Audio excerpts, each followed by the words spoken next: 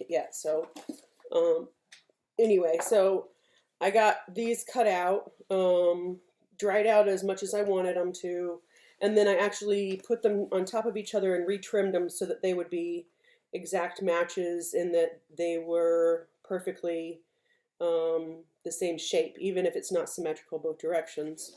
They're both the same shape so that my sides can be nice and straight. So I have all of that scored. I'm also going to score whichever side of this I'm going to use. I think that side's prettier, so I'll put that side up. And this is obviously a lot softer. You can sort of see how deeper the scratches are going. And it might be better next time to have a little closer up, but I wanted to make sure that you guys could see everything and not miss anything off screen. So I'm going to scratch that one up, and then I'm going to look at this one the same. I like that side best, so I'm going to use this side and scratch it. So I use a wooden rolling pin when rolling out my slabs. I have a non-stick one that I used to use in my kitchen that got used for clay, but I didn't like it because the clay stuck to it.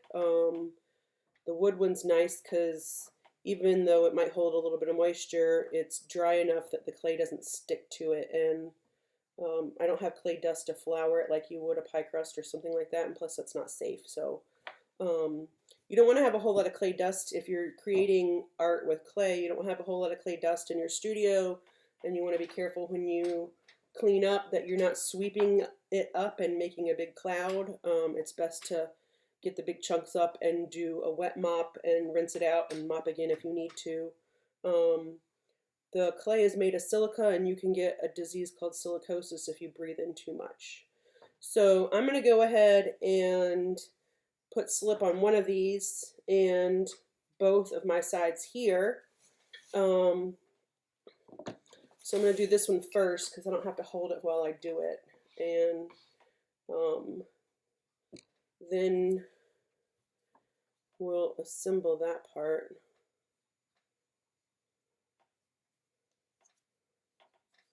So again, it's kind of like I'm buttering bread, but I'm just doing the edge.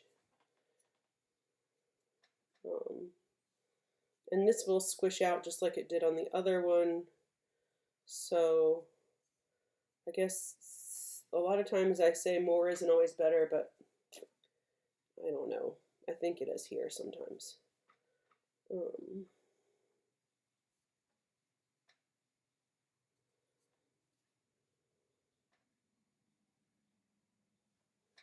Okay, so that one's buttered.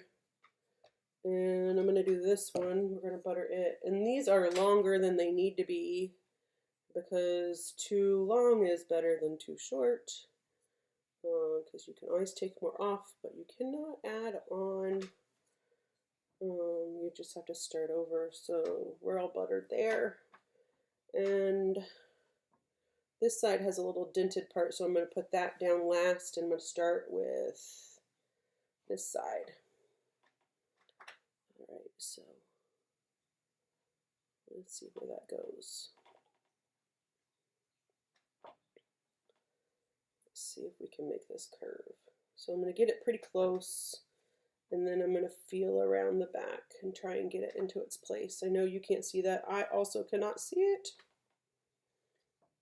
All right, so let's see if I can lift it up so you guys can see it. So I have it on. You can see the bottom piece, the top piece, and I'm going to slowly work around and press down and make sure it matches the edge, which means I'm going to use my finger to feel where the edge is too. Any extra slip I get, I'm putting it right back into my bucket, my yogurt container. And I'm going to press it all down so it's super firmly attached. Okay. Now, if this slab was super soft, I wouldn't be able to press on top like that because it would just mash underneath my fingers. And I'm thinking about before I go in to put the coil in, but I think I'm going to wait. So just going to make sure that that's all down and firm. And I'm going to use my fettling knife that we talked about before, and I'm going to mark where I'm going to cut. And hopefully that's straight up and down. I guess I could get up level, or I don't know, something like that. But I also want to cut this at an angle because the other one's going to butt up next to it. Okay, so here we go.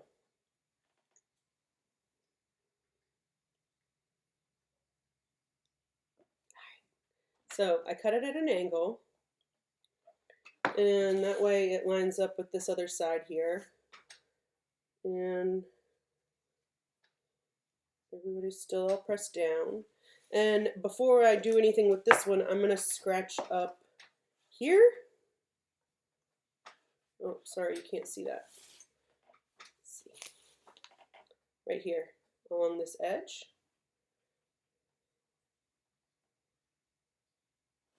And right here on the inside, let's see if we can do this so you can see it better. And right here on the inside.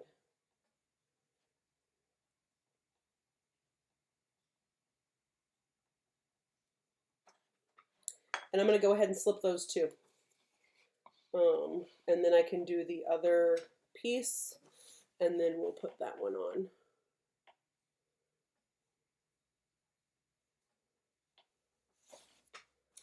I know there are people out there who makes boxes like this with hard-sided slabs. The only one that I can think of off the top of my head is Liz Lot. She makes, it's Z-L-O-T, I think. She makes hard-sided boxes to put little things in, usually salt. She also has like little salt and pepper shaker sets that come in a little box that you can carry around like a little caddy. They're really cool. I cannot even begin to talk about how cool they are. So I like this as the outside. So we're going to have it go this way, which means I'm going to score this side. And you can also do it with your fettling knife like this, which sometimes I do for the edges just because it's easier and less destructive than the needle tool or the little scratchy thing. I'm going to need to do the other edge over here. Shoot. I guess I have to start from this side. So that this will go on here. I already scratched that, so now I need to scratch this one. Let's see. It's going to go this way. That means I need to do it right here. I think. Sometimes this stuff, like, I really have to think about it before I do it. Oh, hello. Alright. So, sorry about that. I forgot to silence my phone. And I didn't slip this part. We're probably going to have to change that other edge because it's, remember, I cut it too long because too long is better than too short. So anyway, Liz Lott probably has other techniques for doing this. And I've seen her work, and she works really, shoot, it's still not what I want to do. Okay, so I have this end not scored. I need it scored. And I don't need that. You know what? We could just do this. Okay, so I cut that edge off.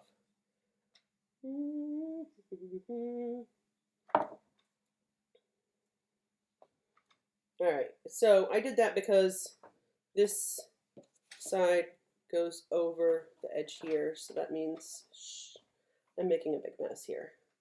But that's what makes it fun, right? For some of us. Alright, so that's where I should have scored and slipped.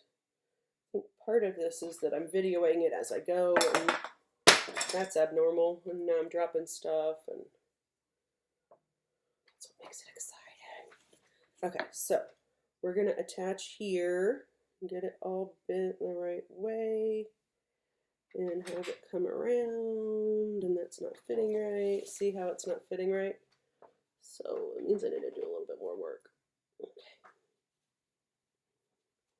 Get these two guys joined together well first. Okay. And then get this side going.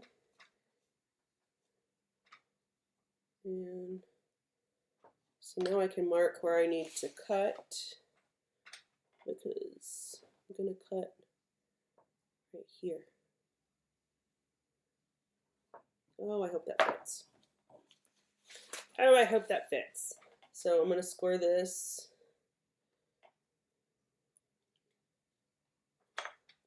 Butter it with our slip. Okay. And get it in there. It's all right. Really pressing my seam right here with this kind of hard. That's probably better. But then there we go. So now you can really see what I see. Things on the document camera do not appear the same as they look in person. Okay, so what happened to my little, oh, that's the one I dropped. So I'm going to use this guy to get some of this extra slip off. And it looks like this doesn't quite fit perfect. Let's see if I can make it fit better.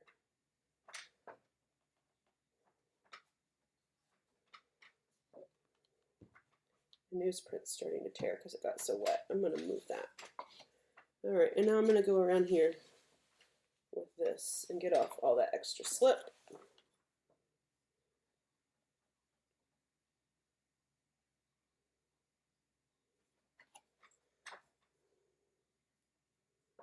I think we're going to have to trim that. Let's see if we can trim that.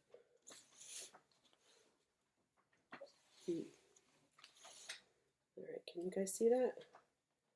Let's see. This is probably like the worst idea I've ever had right here.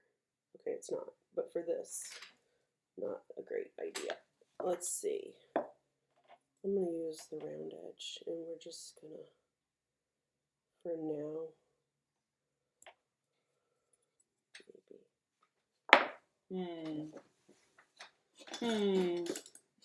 I could use this thing. This is called a loop tool. It's because it has a little loop. This is a square loop. That's an oval loop.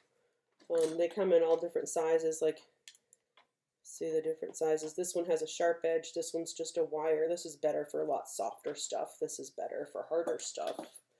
Let's see if we can make this happen. Oh, that's not bad. It's not perfect, but it's not bad. I can work with that.